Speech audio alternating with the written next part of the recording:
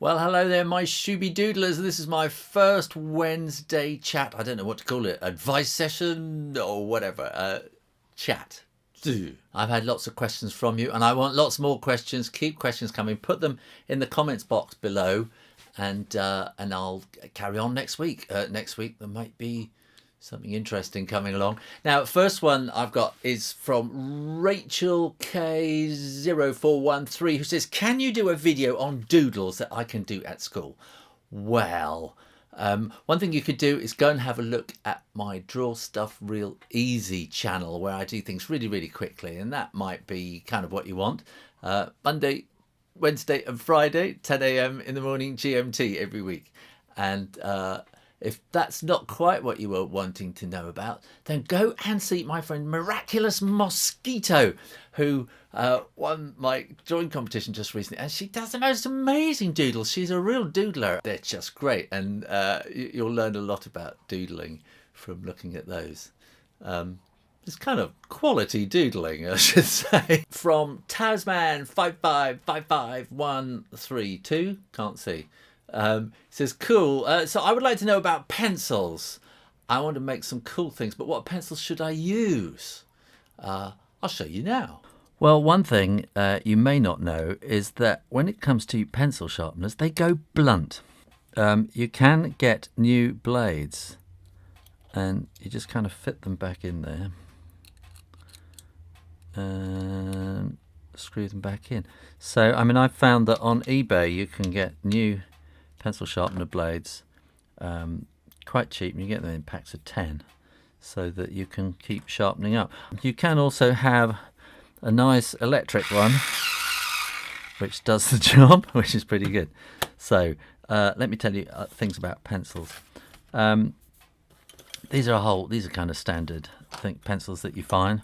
This is something you'll get in a pencil, you know, cheap, cheerful. It works. I don't know, what's this, Lyra Co. I think this is kind of a school one. That's a bit harder. These are the ones you generally quite often see me using, which is Rotring Graphics. Staedtler Norris school pencil. They're kind of quite, you know, general kind of pencils, and you'll find these kind of Faber-Castell ones as well.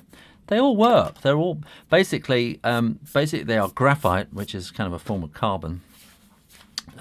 Which is kind of crushed up and mixed with a clay and baked together. So you end up with a great big lump of stuff like this. So you can buy pencil chunks like this. And I like these ones, Creator Colours, which are usually about that long. The only place I ever find them is a place called heatonstudios.co.uk, I think it is.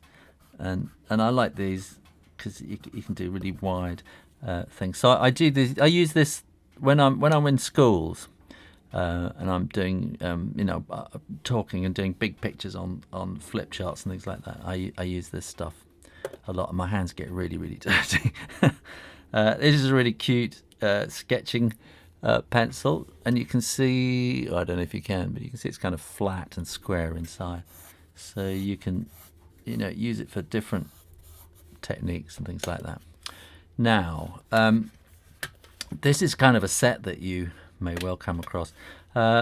These are all pretty European. I don't know what, I can't tell you what things are like in other parts of the world. H is hard and B is soft. Okay, so 2B is softer, 6B is even softer still. Here we got 8 and 7 and 6. Let's get these in order. And 4B. So these are getting softer and softer and softer, and darker and darker and darker.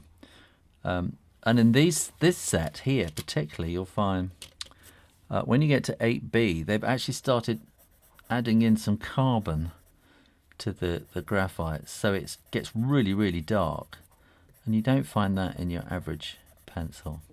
You can then get, harder H's, 2H, 4H, which will be really, really hard pencils.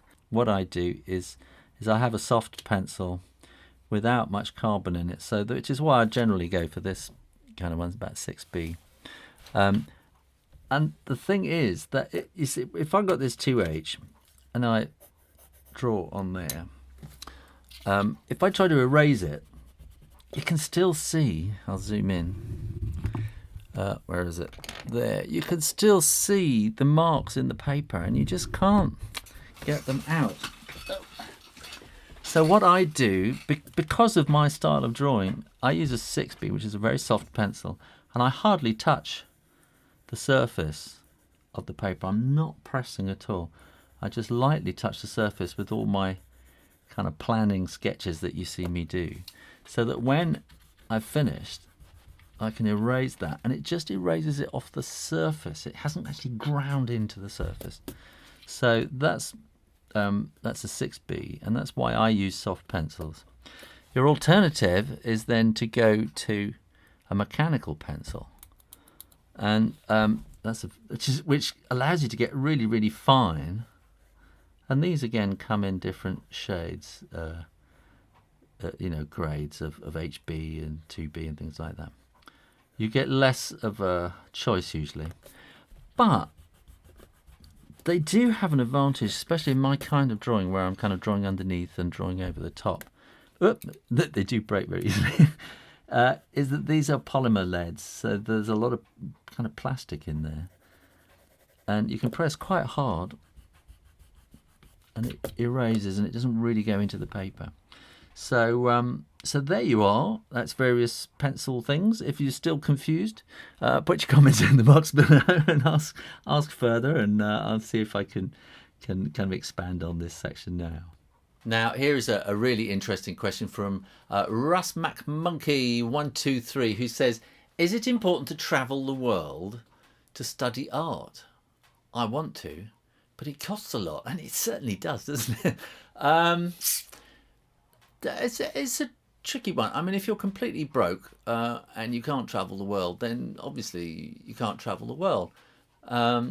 And there are all sorts of restrictions. It's not. If you really want to travel the world, you will find a way, for a start. And you can travel the world, working as a deckhand on a boat or so. I don't know. I haven't tried doing it really, but I'm sure if you get to a country, it's possible. Go and work in a hotel or something like that. Hotels are great because they give you somewhere to sleep as well, and you might be working all hours of the day, but you will pick up on the culture and stuff like that, and you'll get the odd day off that you can go to a museum and things like that. So it's just the act of traveling, I think, kind of really does broaden the mind. You don't have to travel. I mean, one thing about the internet now is that you can just type anything. I mean, YouTube, you got people showing you the world and showing you amazing things, So in theory, you don't need to travel the world. You can just go onto YouTube and look at stuff. On my Shoo Rayner Life channel, I have a strand on there called Learn British Culture, where I just sort of show stuff as I go around about Britain. Which I suppose, if you watch those, you pick up a bit of British culture, I suppose. And I'm sure there's lots of stuff to be seen and interesting people to come across on YouTube like that. So if you can travel, it is amazing. I know every time I go somewhere, I come back, it's just energizes you somehow as an artist. You see new things, and you see things put together in new combinations. If you can travel and you want to be an artist, then I think it really does kind of bring something to your work. So if you can, do it. If you can't, go on the internet. Okay, and just find a way. If you really want to travel, you will find a way, and a way will be found for you. Just believe it, that it'll happen. Okay, so my last question is from Gamer Stephen 1, and this is quite interesting. He says, "I'm more into portraiture than cartoon drawing like you do, and I was just wondering, do you think it would be a good idea to try and make a career from it? Please be honest." P.S. I'm 16, and since I'm asking for career advice, I thought it might be a factor which would affect your answer. Anybody wanting to be a professional artist, I think you're going to get lots of people telling you, "Oh, it's tricky and dangerous," and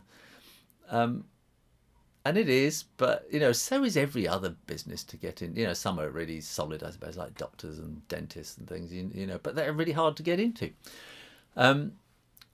portrait painting, portrait drawing, I think is always going to be there, because people like to have pictures made of them, and people are vain, so they will pay to have pictures made of them. And I think there is probably always going to be a role and a job for portrait painters. And if you really focus on that, and say, yes, I'm going to be a portrait painter, and then that is what you really, really concentrate on.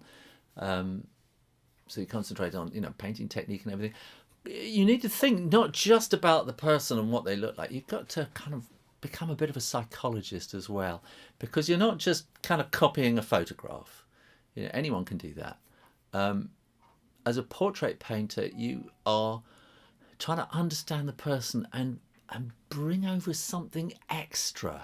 It's a hard thing quite to describe what it is, and the great portrait painters have that extra thing. So don't just study painting, study people, I think, is what you want to do.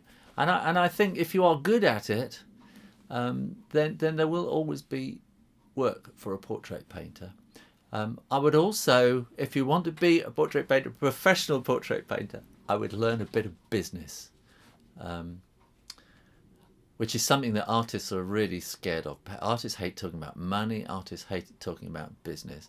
If you want to make a living at it, learn a little bit about business, learn a little bit how to sell and how to talk to customers, how to understand customers, and just, don't be scared of money. Money is just a paper medium of exchange. It's nothing special or magic. If you need money, you ask for money and you do the job, and that's all it is. Okay, so don't be scared of that. And if you're 16, start doing portraits of people now, and sort of ask people, do you want me to draw your portrait for, just be bold and say, I'll do it for, I don't know what country you're in, $10, £10, whatever it is, and see what people say, and kind of build up that kind of salesman strength, I suppose. I don't know what it is. Cheek, maybe that is it, what it is. So yes, I think if you want to be a portrait painter, go for it, and but really, work hard at it, and focus on that. Does that make sense? I hope so. So, well, that's the end of my chat for today. I hope you enjoyed that and got something out of it.